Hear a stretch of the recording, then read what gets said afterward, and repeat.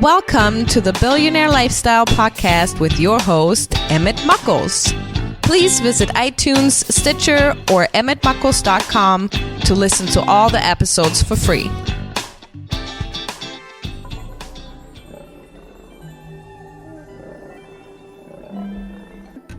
Ladies and gentlemen, welcome to the Billionaire Lifestyle Podcast. As you know, life is about living. It is not about things. And often I say it's about experiences. Experiences you should have as a human being because we are human beings. A lot of times we understand that we are people of the sun. We understand we are made in the image of man. But oftentimes we get caught up in the being part, which is the experience. And I have a new experience to help you guys with. There is a facility or facilities across America where it lets you bear all. And that means get back to nature, get back to how you were created and brought into this world. And I have two wonderful guests with me here today, who are Bill and Marie. How are you guys doing? Great.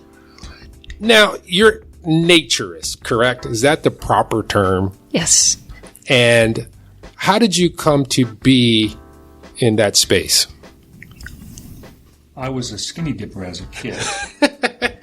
All of my friends, we would find a pond, find a lake, find a stream, and on every occasion we'd get naked and just have fun. Okay.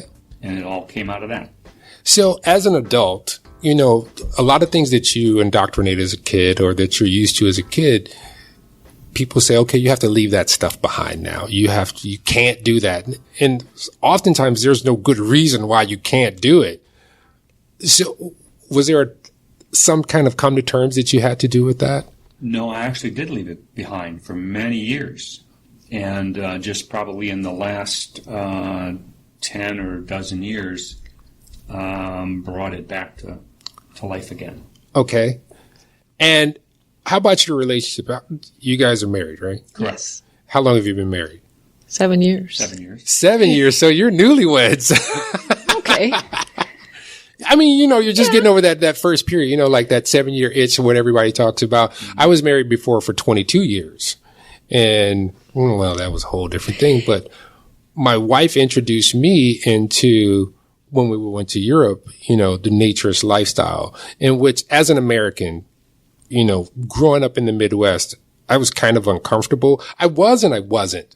It was I call it the colonized mind programming that had me really uptight about it. But then I realized something. I met some of the most wonderful people, most genuine people in these colonies and in these groups and situations. So, Marie, how about you? Well, I first came to this particular place we are sitting in now in about 8 years ago because Bill said, let's try something different. I want to take you someplace and we're going to take our clothes off and have a great time just being outside in nature. So I said, okay. And I came here and I said, you got to hold my hand till I say you don't have to because I'm nervous. Yeah. And I'd never done anything like that before. I had skinny dipped in some pools, but, you know, as a kid. Yeah. So I did, and it turns out I really loved it, and I held his hand for about an hour, and I was like, all right, let's go. Let's get swimming and walking around. So one of the things for me that when I had this initial experience, I understood where my skin was. I never realized that before because my skin was always covered.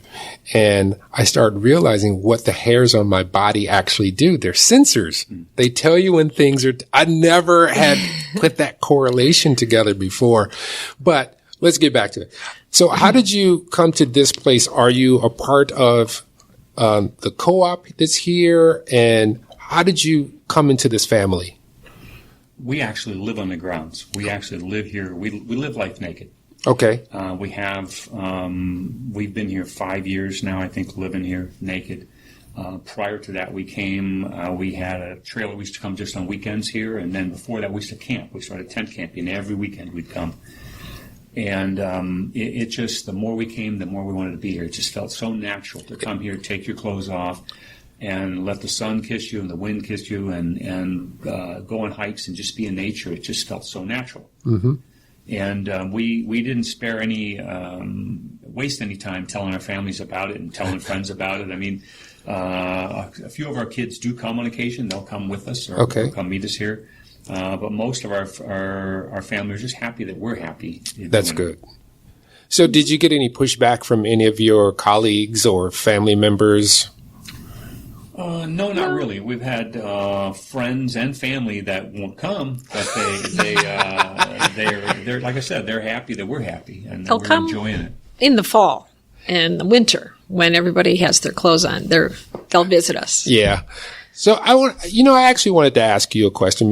Today we have this whole body image thing. We have this sex positive thing, and which is really reaffirming, because a lot of Americans would think it's about a sexual thing, and it is quite the opposite. Mm-hmm. As a matter of fact, one of the things I found out is in this scenario, you really see the human being. You really see the person and the personality versus this caste system that we have based on fashion. Mm-hmm. I can't tell. And that was one of the first things that I noticed on Maui, is that I couldn't tell if I was sitting next to a banker, the president, a bum. I couldn't tell. All it shown was their personality and whether they went to the gym or not. Right. When you're introducing someone or you tell someone, particularly a woman, and they say, I could never do that. I hear that a lot. What is your rebuttal to that? To explain to them, it might not be what you think it is. Most women feel that they're just going to be scrutinized and judged by anybody who sees them naked. That's been their whole life, that they're even, when they're just in a bikini or a bathing suit, they're judged by what their body looks like, and they feel bad about their body, and they don't think it's good enough. And so when they come here, they're like, oh my gosh, I could never do what you do. And I'll say, you can, because we're not judging you. We're looking at you. We want to talk to you. We're looking at your eyes. We're not looking at your body. And you have to be okay with your own body, because we are. We're just happy you're here. We just want you to be having fun and enjoying this wonderful outside world we have without clothes on. Well, Bill, what about you? When you talk to men, what is the consensus of thought when you say, hey, why don't you come down, visit, hang out with us? For the most part, I think men are more paranoid than women are. For instance, we have 2 rentals on the property. Mm-hmm. We're on Airbnb and TripAdvisor, and a lot of the bookings for people that have never been naked before are made by the female. I can believe that. And even in some they'll say, my wife wanted to try it, so I did. And now that we have many people who have never been naked before until they came here, and they really enjoy it. So I think for men, there's a paranoia being seen in public, and somebody actually sees who they are without their clothes. I have a very close friend that he just can't be without his Tommy Bahama clothes and in his Corvette, and he just has to have that image. And he would be totally lost without those things. And so he would never come because of that. So really what it is people identify with their things versus who they are. Mm-hmm. And when you come to these facilities, and this is a very nice one, because I did some research and a lot of clubs don't let single men in, but you guys here do. Yes. Which is, I thought was phenomenal, because, we're in a state right now of kind of like man shaming. Mm-hmm. And, men are retreating from society. Men who could be relatively shy are retreating, but those who have a little, bravado about them, about moving about the world, may even be feeling less so and less adventurous because of that fact. And I commend you guys. You guys are on the committee here, correct? We're not board members. Okay. But we do different things because we're a co-op. Everybody does something, so we have different jobs. But we not only do we allow single men. I mean, we don't. It doesn't matter what sexual orientation you are. We don't care. You can come and have fun here. because we tell people, there's a difference between nudity and sexuality, and as long as you understand that it's about nudity and not sexuality, everybody's welcome, because then we're all the same. Yes. Except for our beliefs, and so it just it's a level playing field for everybody, and it works well for us.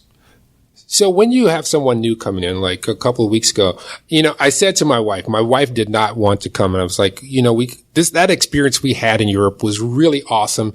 And I've been researching in America, and it's particularly in the Midwest, is few and far between where you could go to one of these communities and just enjoy yourself. And her biggest gripe or her complaint was like, yeah, you Americans are very sexual. I'm very leery about attending a facility in the United States. So I found this place and I said, why don't we just go and visit? Because if mama's not happy, nobody's happy. Mm-hmm. And I said, if you say no, I'll never bring it up again. If you agree, then we can move forward. And I brought her here and she talked with Bob and she was just enthralled. She got on the phone with her mom. Was like, I found a place for you to come to when you get here, wow. Which is really nice.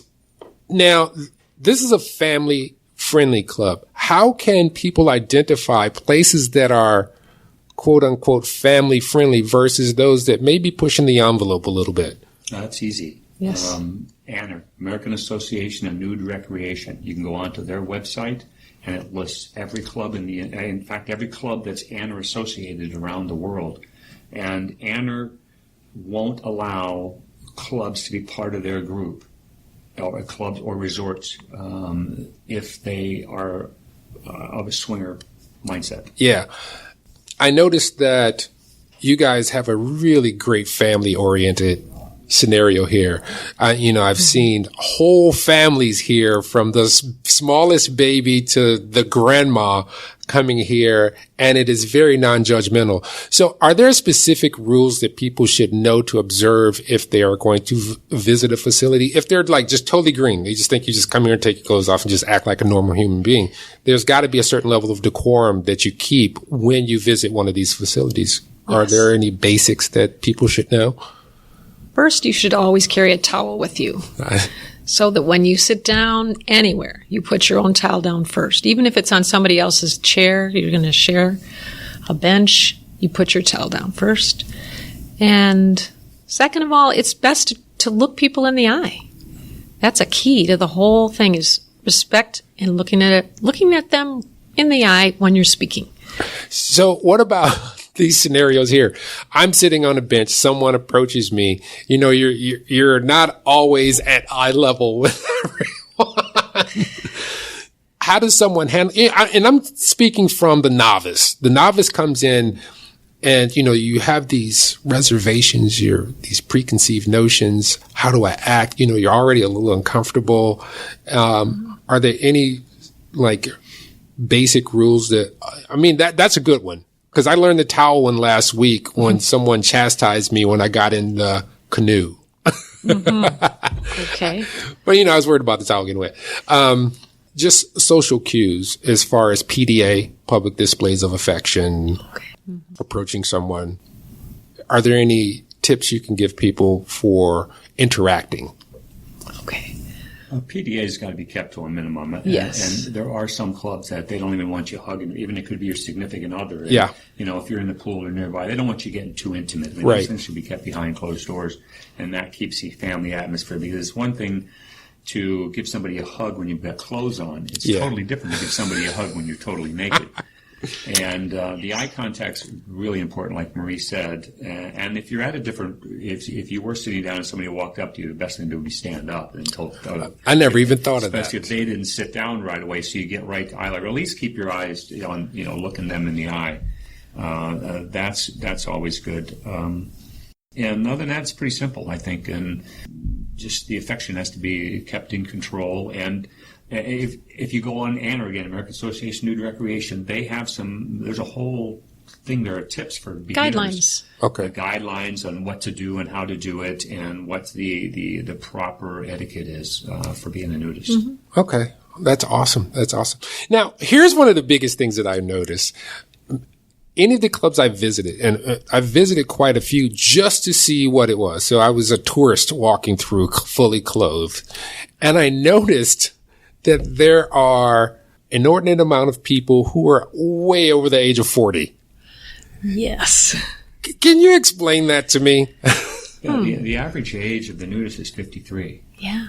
I can believe. Is that because, by the time that time in your life, you're like, all right, I've lived long enough. I know what's really bad, what is detrimental to me and other people, and I know what is not. I know I've grown up with all these conventions, and now I'm like really testing them. Is that part of it? Or you just at the point where like, I don't care what people think. I think it's a little of both. The latter. But I think there's another big factor there, and that's you'll find, as I said earlier, that we've told our kids where we go, our family, our friends all know we're nudists and that we enjoy it. Many people that are nudists keep it a secret. They don't tell anybody. They don't tell their family or friends. And so they're not really helping to grow the nude resorts. They're keeping it quiet. Those people are finding it on their own. They're finding it on the internet, or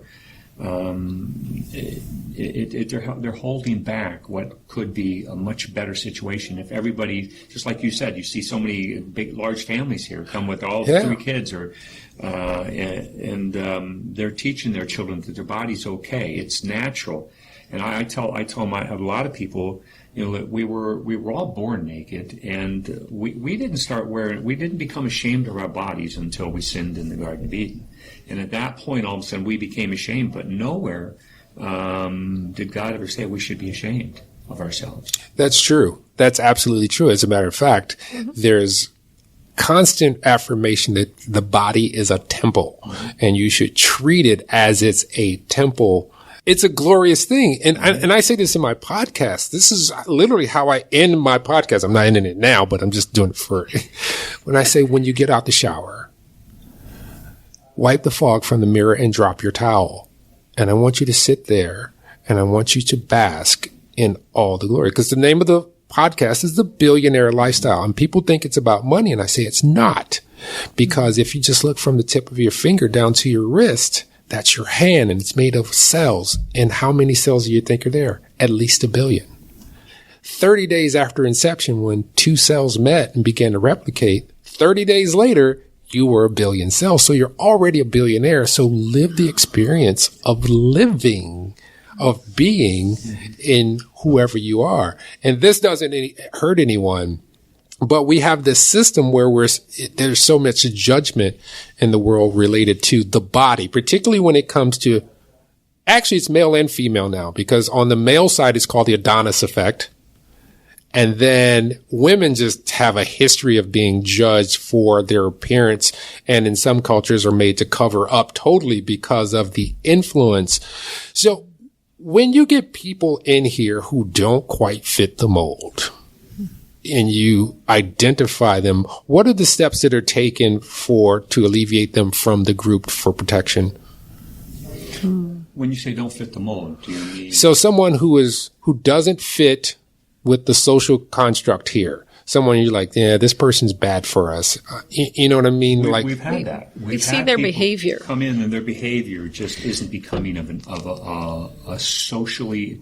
They're not social nudists. They're here for other motives. They're here for sexual ideas, for voyeurism, and or they think this is a place they can come, especially men, that they can come and just pick up a chick. And we've had that. We've had to actually ask people to leave because you can tell by their mannerisms, and even after they're warned, they continue. They just can't get out of that mindset, and so we've had to ask them to leave.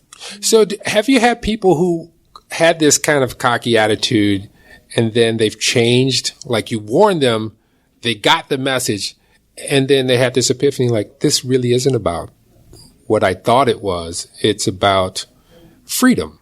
It's about social freedom, real human connectivity here.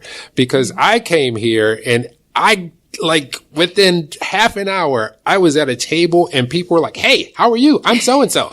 And there was just genuine conversation between strangers, and it was earnest, which blew my mind. I literally felt so happy when I left here. I didn't want to leave because of the human connection that I made, and the volleyball. Naturists, we're known for being just very open and honest and friendly people because we have nothing to hide, and we're just open. We want to find out what's going on with you, and if you're having a good time. So you guys may be like maybe 2-3 months older than I am. So quite a bit older than you. You know, one of the items that I was contemplating on the way over here was I was wondering if this was part of the mindset that might have come out of the 60s and the early 70s with, you know, the freedom of the mind, the freedom of thought, the freedom of expression, and unselfish love. Because, you know, those people who are those thinking of sex, that's a selfish thing. They're looking for their own pleasure versus I just really want to be around people who are just like me, who are free, who have no judgment. Yes. Was that some of it that you guys might have experienced that helped you along? Yes. Yeah, absolutely. That's one of the unique things about the club here is because we realize how much fun we have with the social aspect of it. And just as you experienced, people just coming up and talking. We've got everybody here pretty much on that mindset. And they understand that the friendlier they are, the more people are going to want to come back. And that's part of our growth. I mean, we've over the last 4 years, not membership because we're a private club, but visitors that come in on a daily basis actually pay us to come and be with us, pay us to use our facility, has grown an amazing amount in 4 years. And that's because of the people. If we were all grumpy people and weren't friendly, you would have had a totally different first experience. Yeah, because that's one of the things that was different from the experience that I had when I was in Europe versus here. In Europe, people pretty much stayed to themselves. And I visited hot springs, which had saunas, like 4 or 5 saunas, hot springs, but people really stayed to themselves. But it's culturally different too. I'm in Europe. And then when I came here, it was a total opposite experience. Like they were like, hey, Emmett, you're here. Volleyball starts here. The pig roast starts this time. You want a hamburger? What are you doing? You need some sunscreen? I was like, whoa. I was like, this is like, I came to like a family reunion here.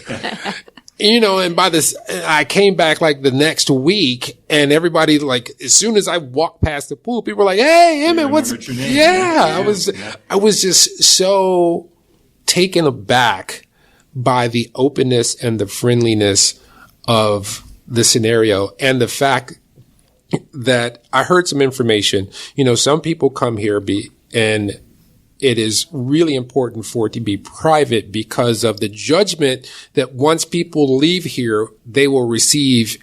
You know, it could be their job, it could be their church, it could be for whatever reason. Mm-hmm. So have you guys had any issues with people saying like, I can't go there because I'm in fear of other people finding out? Yes, that's happened where somebody said, oh my gosh, that's the person I know that I used to work with.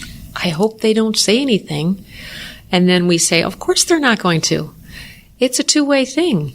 They're not going to say a word that they saw you, and you're not going to say anything that you saw them. Right, because they implicate themselves, right? It's exactly. So I don't understand why people would be worried. I mean, actually, I should say I do understand. Because when I used to work in town here, and I couldn't tell anybody where I lived. Because I worked with young children and people have judgments about, well, if you live there, well, then you must be a weirdo. And, you know, I probably might have been fired. Yeah. But so I never told anybody. Now that I don't work anymore here in town, I retired. I really doesn't matter who finds out. So I can understand the sensitivity. Yeah, that's I understand. Have you found any health benefits? I feel like we both have just being outside. There's many studies and they're all coming out. I read them all the time about, you know, forest bathing. That's a new forest bathing. Forest bathing. What's forest? What do you find a stream in the woods? Well, no, just being out in the forest, completely free and naked. You're walking, and that's forest bathing. People, they're actually starting experiences where you can like go to a place and they're going to take you through a forest on a hike, and that's, you know, probably people are going to make money on that. You know what one of the proponents for me was? I was watching a documentary on Netflix about the pygmies. So this guy from the United States went over and he wanted to interview. And I had this epiphany. And it reminded me of Maslow's hierarchy of needs. There's these certain things that you need, right? These people basically had everything. And by our standards, they had nothing. But they were totally complete as a society because they had food, they had shelter, they had water, they had love, they had purpose. Contentment. And I was like, babe, we have to find a place where we can experience this early human activity, which is our base, which is how we are on this planet. If you come into this world, there is no shirt that just automatically appears on you. I mean, right. Except for animals, they come fully clothed in what they already, or what they're going to wear for the rest of their lives. Unlike human beings, we don't. And one of the biggest things that I've seen here is that I literally can't judge anyone because I don't know what kind of car you drive. Very few people wear jewelry. There's no clothes. There's no Louis Vuitton bags. There's nothing. I have nothing to say what you do in life. All I see is a human being, and it just blew me away. Now, let me ask you about other clubs in the area, because we're in Indiana. So why did you pick this place versus some other place? The two closest clubs to here are both swinger clubs. That are both about 20 minutes south of here, maybe a half hour south of here. They're both swinger clubs. Okay, yeah. We were not interested in that. We weren't interested. In fact, did you visit them and you're like, no? We have been to both of them just to check it out because at the time I was a board member and I thought I just want to really go and know I get it. So I have a feel for the place. I understand it better than just what people told me. So we went to both of them, probably three or 4 years ago. Okay. We went to each of them. But you could tell, I mean, what was the vibe? How could you ascertain, like, this isn't for me? Just on a visit, because, a lot of times when you go to visit someplace, they put the best foot forward. No. They were unfriendly. Yeah. One of them was just downright unfriendly. Yeah. And that place, it's known. They have what's called Nudes a poppin' every year. They actually used to be an Anner club and were kicked out of Anner because that was their big money maker. So they have this nude competition every year, and Anner wouldn't allow them to be an Anner club anymore. And so just by what's going on with that one thing that lasts an entire, I think it's a 4-day weekend. Yeah. That's the type of club it is. But they weren't friendly either. We went there actually. At the time we went there were there were 8 of us from here. 4 couples went just to go check it out. Yeah. And it was just a very unfriendly place. They don't even supply chairs by the pool. You have to bring your own chair. So really, that's how unfriendly it is. Yeah, it's really designed for the people that live there or the people that go there all the time and know those rules. We didn't know. We got there and didn't have any chairs. And you're both local, or historically you're from this area? Illinois. Okay. Well, yeah, I'm originally from the East Coast, but anyway.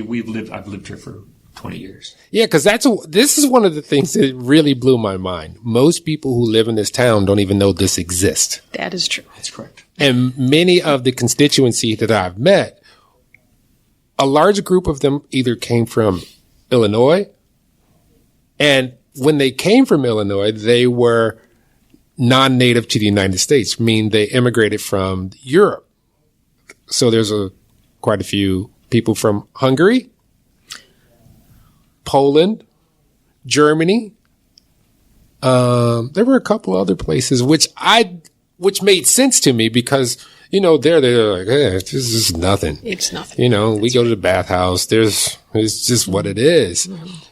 How do you think that we can open people's minds in the United States, especially with what's going on? Because there's so much judgment in this world right now based on how you look, which is so weird.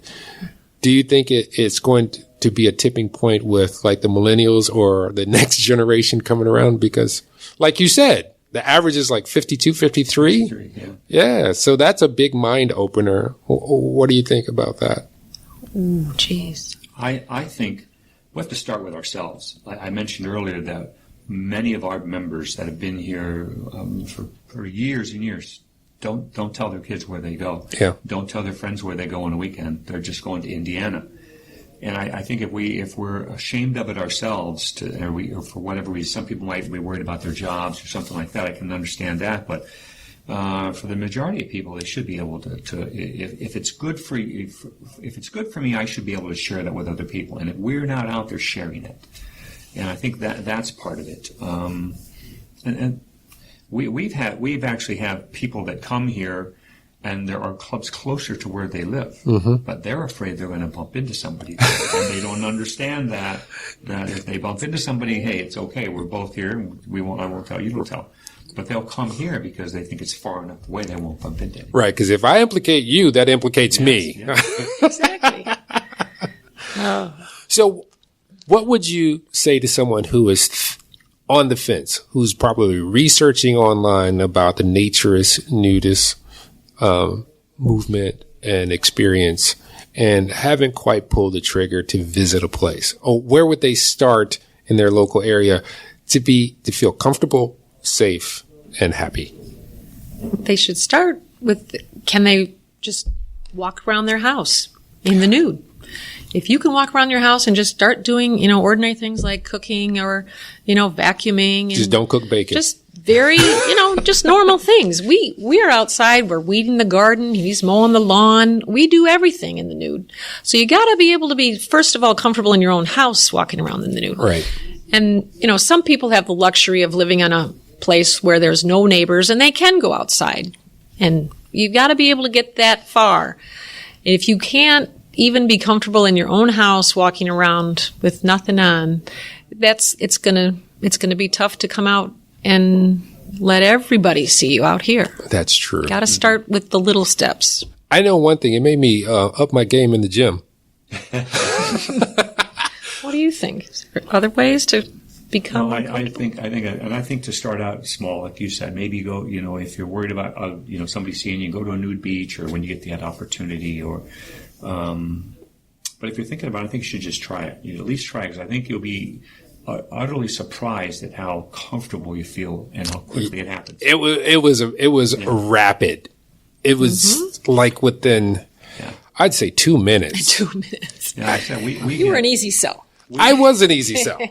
Yeah, we have guests, like I said, that have never been nude before, and some are really hesitant to get naked the first time, but we try to make it easy. When we meet guests, we always meet them at the gate when they come in. We escort them to, and we meet them nude. As soon as we get off of our golf cart, they're getting out of their car. We're already nude.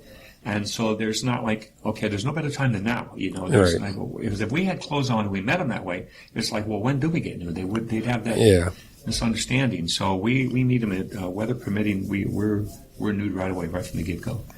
And sets the tone. And then we take people on a tour of the property, and we show them places like on our front deck. They can get naked there first, get comfortable by yourself. Okay. And then there's a place called the East Pier, halfway up the lake. Very quiet, very private, and during a lot of times, even on weekends when it's busy here, there aren't too many people there. I noticed that. And so that's the next step. And some people will just gravitate right to the pool or right to where everybody is, and they fall in to it rather rapidly, and other people take some time. Okay, everybody knows that nowadays 99% of the population has this little gadget called the cell phone. And some people are attached to their cell phone. Like, I can lose my clothes, but my cell phone, I need my cell phone. What is the consensus on cell phone usage and facilities of this nature? We don't appreciate it if they're out a lot. It's best to keep them in your bag. We do have little stickers that cover the cameras because I was wondering what that was. I saw somebody with a yellow sticker on their hip, and I was like, why is there yellow? I'm like, are you what happened? Right. So no pictures. Obviously no videos should ever be taken, let alone a picture. And you're out here in nature. We're hoping that you can just put aside technology and just enjoy where you are and be in the experience. Yeah, that is so awesome. Now, I want to thank you guys so much for being available for this interview, because I really think, based on the experiences that I've had in this foray, it has been all positive. It has been extremely positive, and it's made me actually aware of my own being. Literally, before it was like, oh, this is all extra. I don't really need this. And then when you find a community that functions really well socially in this nature, it's mind blowing, because you just realize it can really simplify living in this world. And ladies and gentlemen, you know how I end the show. So remember this, you are a human being. You are beautiful and you are loved. Someone loves you. You might not even know it. So I want you to really get into the mindset of being a human, which is experience life, because you don't want to get to the end and say, I wish I would have, and then you fill in the blank. So this is why it's important, especially now with this interview, when you get out the shower, when you wake up in the morning, take some time to be with yourself and don't feel so judged, because love starts with yourself. So look in the mirror and revel in the beauty that you have. That is a body. Do you know how difficult it is to make a human being? Man can't even make a human being from his thought. We can only make it through a specific set of circumstances, and it's not easy. Also, I want you to get close to the mirror, and I want you to look at your face. And there's these beautiful canals that bring life into you. And I want you to revel in it. No matter how big or small it is, the moles that are on your face, just look at yourself. And I want you to look at those little things that bring light into your body. They're called eyes. And they look like little galaxies. As above, so below. Just like with the head. Whatever you think, it affects the body. As above, so below. And I want you to appreciate all that you are. And the next time you meet someone who has another galaxy next to a canal that brings life into them, treat them with honor, love, and respect as you would like to be treated, as the doctrine says. Till next time, love you all. Peace.